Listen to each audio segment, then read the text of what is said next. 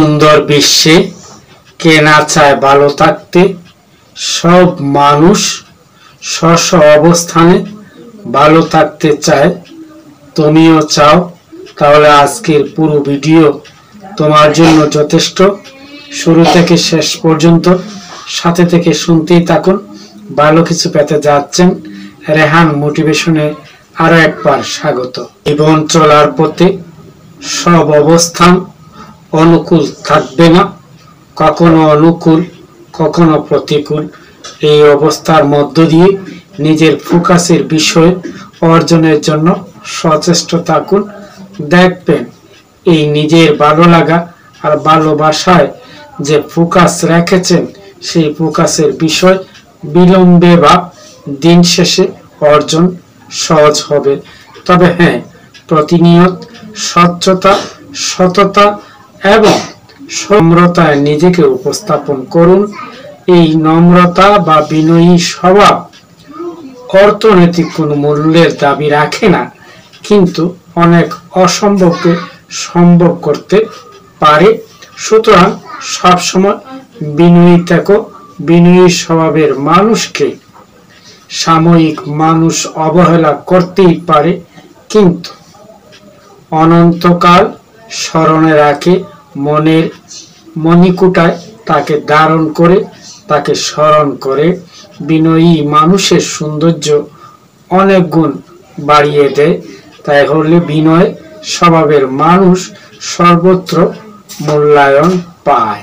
আর হ্যাঁ, সত্য মিথ্যার প্রভেদ করে সত্যকে আঁকড়ে ধরুন।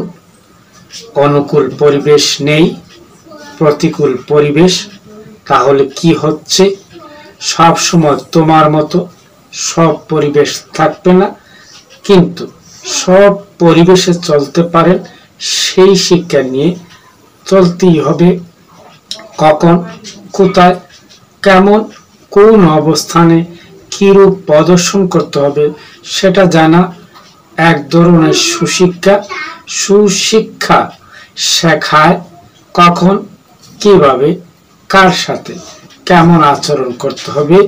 সুশিক্ষার আলোকিত মানুষ মাত্র কোথায় বাক্যে দাড়ি দিতে হবে, কোন বাক্যে কমা ব্যবহার করতে হবে, কোথায় কখন কোন স্বর ব্যবহার করতে হবে সেটা জানেন। সুশিক্ষার আলোয় যারা আলোকিত হয়, সর্বত্র তারা তাদের ধ্যান ধারণা প্রতিফলিত করে সমাজ জীবনকে আলোকিত করেছেন। উদাহরণস্বরূপ, স্বর্ণমণি মুক্তা মূল্যবান, সেটি যেথায় অবস্থান করুক না কেন। স্বর্ণের বক্সে রাখলে স্বর্ণ মূল্যবান। আবার যদি অল্প দামের কোনো বক্সের মধ্যে রাখা হয় স্বর্ণ, তাও সে স্বর্ণ। অর্থাৎ স্বর্ণের মূল্য যেই পরিবেশে থাকুক, তার মূল্যায়ন থাকে।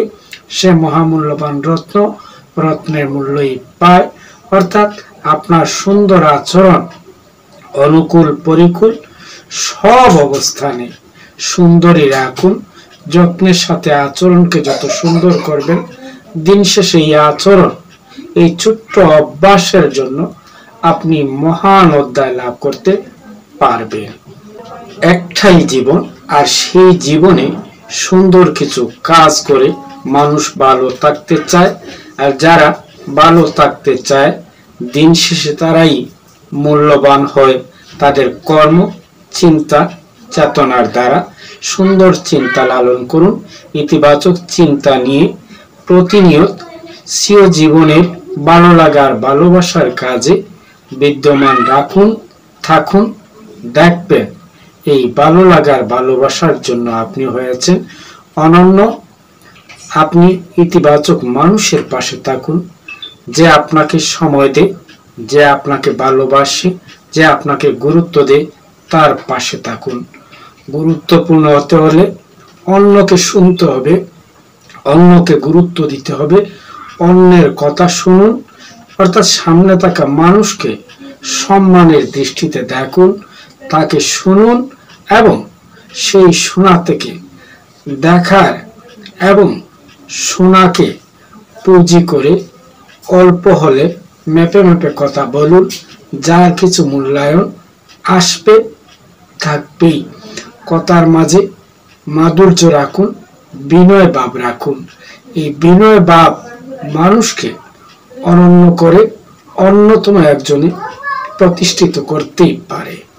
আজকের এই ছোট্ট বিষয়ে বিশেষ গুরুত্ব যে বিষয়ে দিয়েছি, যা সমাজ জীবনে খুব চাহিদা, বিনয়, সৌজন্য, ইতিবাচক চিন্তা, বিনয়, সৌজন্য এবং ইতিবাচক চিন্তায় ব্যক্তি জীবনকে সমৃদ্ধশালী করতে পারে, সমাজ জীবনে আলো ছড়াতে পারে, দেশ জাতির গণ্ডি পেরিয়ে বিশ্বে আলো ছড়াতে পারে। ছোট্ট একটি ছন্দ বলতেই চাই, এমন জীবন তুমি করবে গঠন, জন্মিত কাঁদছ তুমি, হাসছে সবে, মরিতে হাসবে তুমি, কাঁদবে সবে।